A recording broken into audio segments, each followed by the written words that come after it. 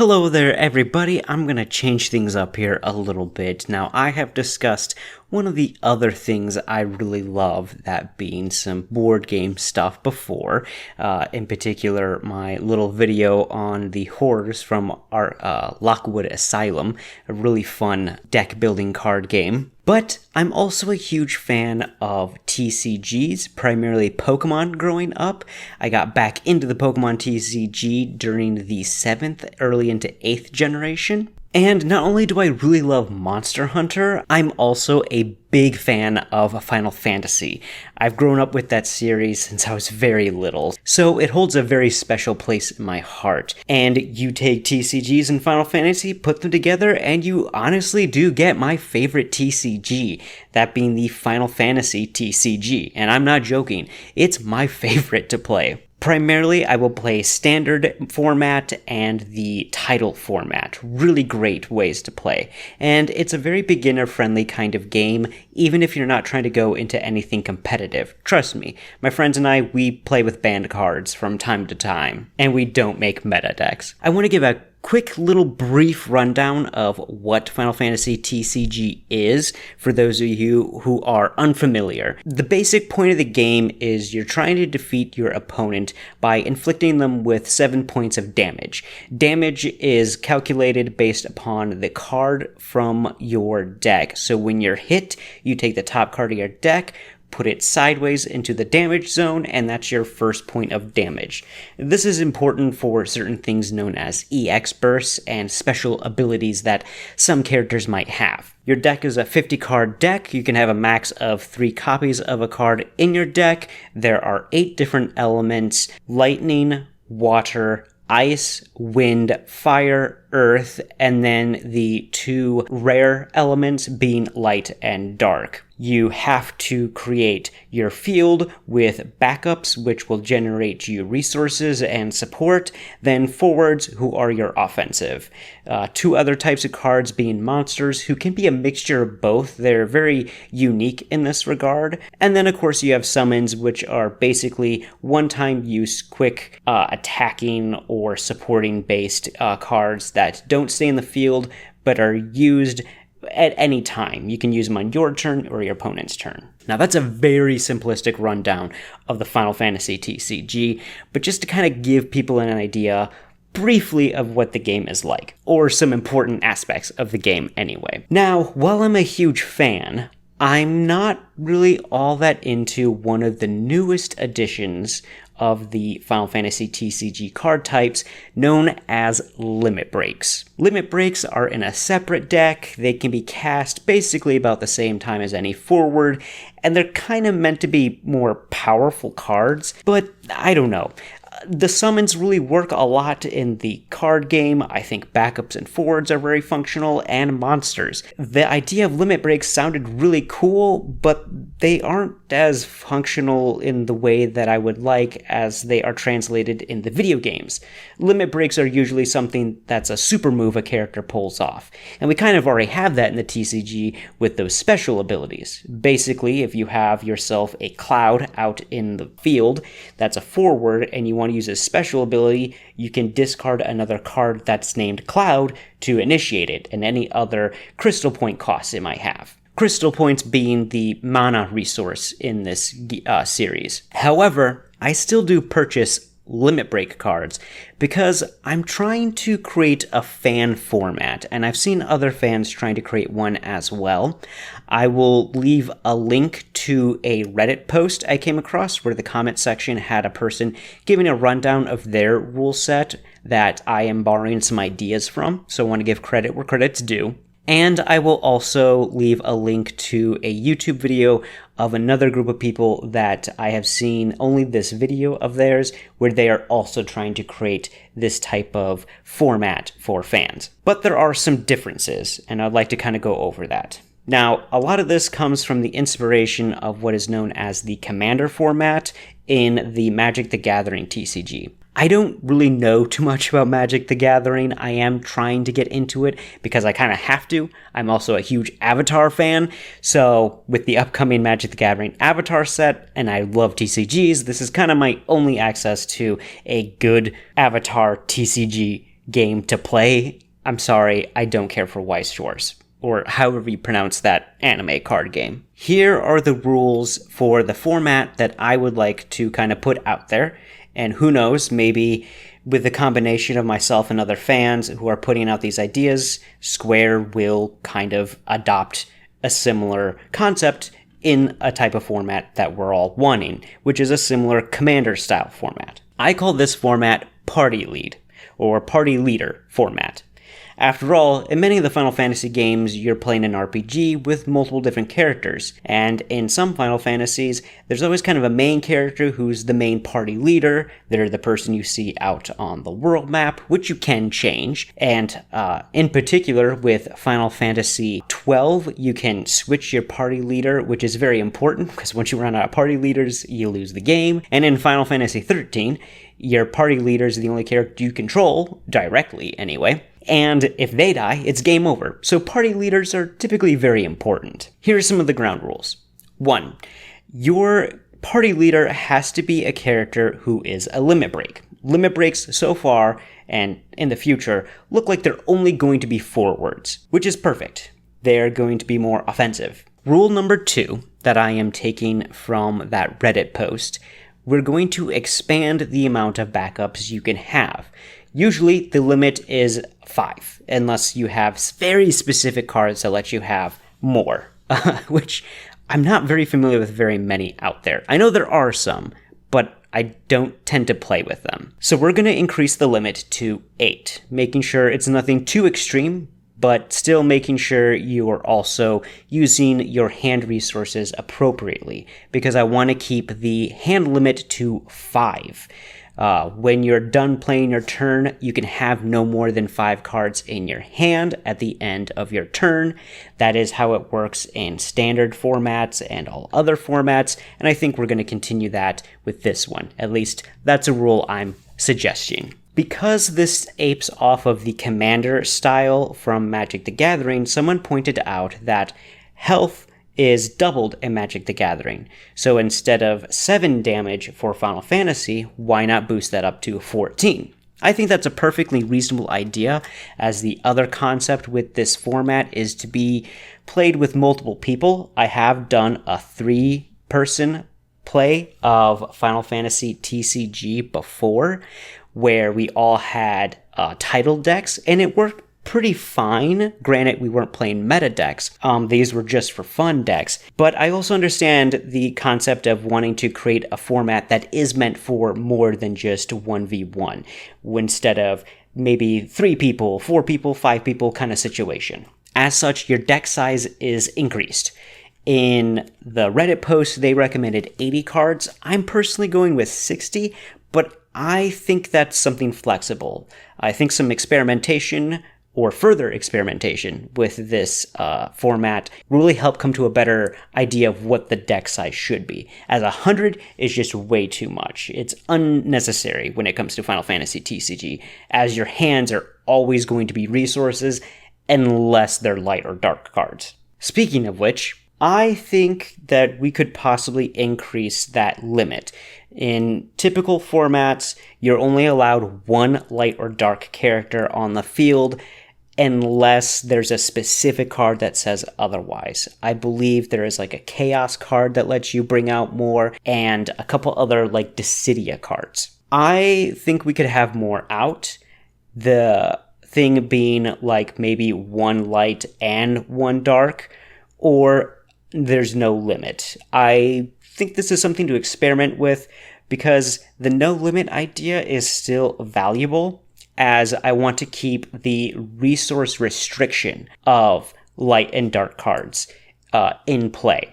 So typically in Final Fantasy TCG, you want to bring out, say, a Ifrit to boost one of your forwards or to do some damage to one of your opponent's forwards. And this Ifrit costs, say, 3 fire CP. You would have to either dole 3 backups that have at least 1 fire CP amongst them, or discard a card from your hand to generate 2 CP and then dole a backup, or possibly even discarding 2 cards from your hand. Light and dark character cards cannot generate crystal points, whether they're used as a backup or discarded from the hand. So this helps keep them balanced from being too overpowered. If your hand ends up having, say, 3 light characters that are really strong forwards, that's great and all, but you can't cast them or really use them as a resource if your backup isn't set up very well, or if you're just not willing to get rid of the other cards in your hand to spend all that extra cost to bring them out. This is what helps keep them balanced, and I like that. So like I said, I'm willing to go either 1 light and 1 dark or unlimited. Another thing, this is a lot of people like the idea of having it of a single copy card in the deck. So you can only have 1 cloud from, say, Opus 1 and 1 cloud from Opus 13 kind of situation. I'm okay with that. It is a bit of a pain for me to reorganize my cards after using a deck, because I like to use it very much as a draft TCG a lot of the time, or just create a deck. It's a very simple, very quick, very fun kind of way to do it. I'm willing to boost that up to a limit of 2 copies, but I think limit of 1 is perfectly fine. I should also say the 60 card deck limit does not include your limit break character. Your limit break character, by the way, is going to be off to the side.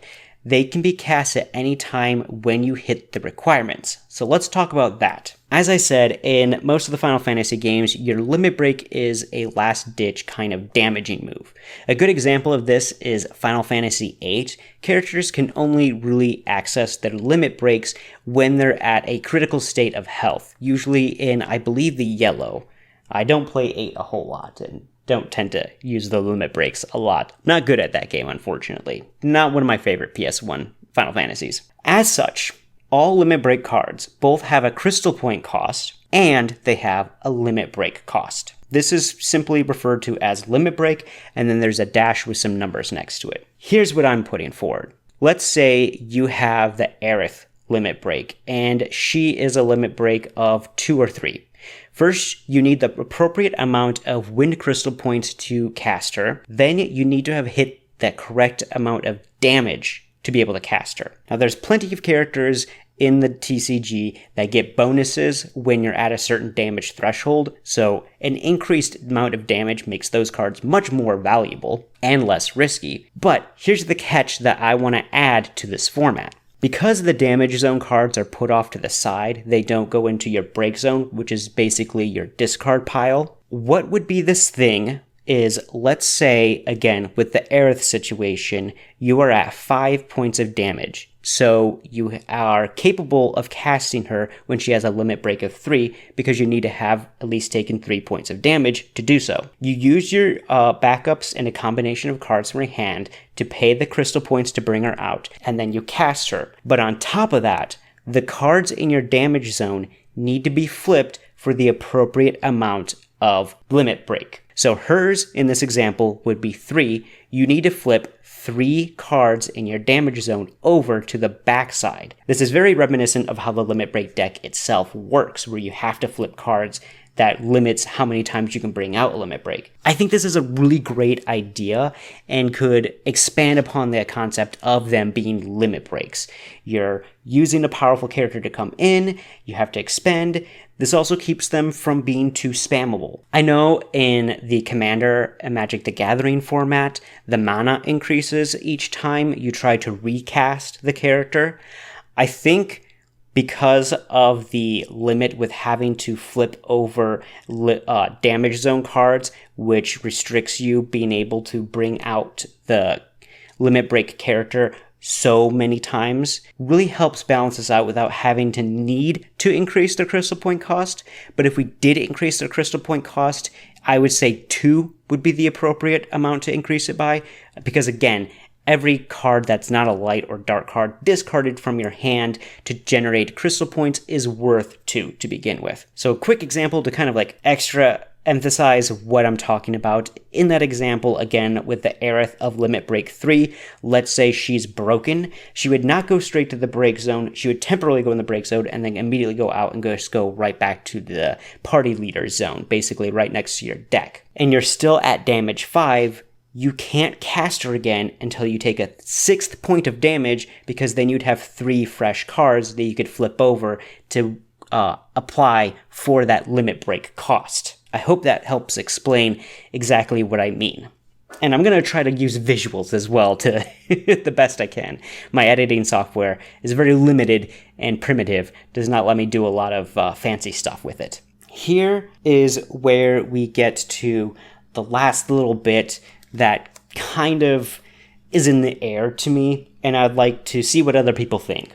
When it comes to the same characters, in standard format, you are not allowed to have the same character out at a time. So a good example of this would be Yuna. There are many different Yuna cards, and let's say you're using this. If you have her out on the field, you cannot have any other Yunas out on the field, period, whether they're forwards or backups. That's how it works in standard. It's a way to make these characters a lot more special. I believe in Magic, these are usually referred to as legendary creatures. In title format, this is different. You can have multiple Yunas out on the field, it just can't be the same card as the Yuna that's currently out there. So that Yuna forward, you could have a Yuna backup, and you could have a different Yuna forward who just isn't the same card as the one currently out.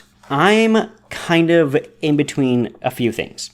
One, I'm certainly willing to go where you cannot have a character of the same name out on the field, basically standard format. Or you could have a character who shares the same name as long as they occupy a different space. So a Yuna forward and a Yuna backup would be okay. I'm not quite sure if we should go as far as the title format where you could have multiples, but maybe. Again, this is a thing of discussion. What I am for certain I don't want to see, though, with this format, you cannot have the party leader out with another copy of them, period, no matter what. So a good example of this is the Aerith once again. If Aerith is out, there can be no other Aerith cards on the field. None. I think we still should have multiple copies of characters in a deck, because so far, at least at the moment and the time of this recording, Gunslinger of the Abyss hasn't been fully revealed, but I'm very curious to see and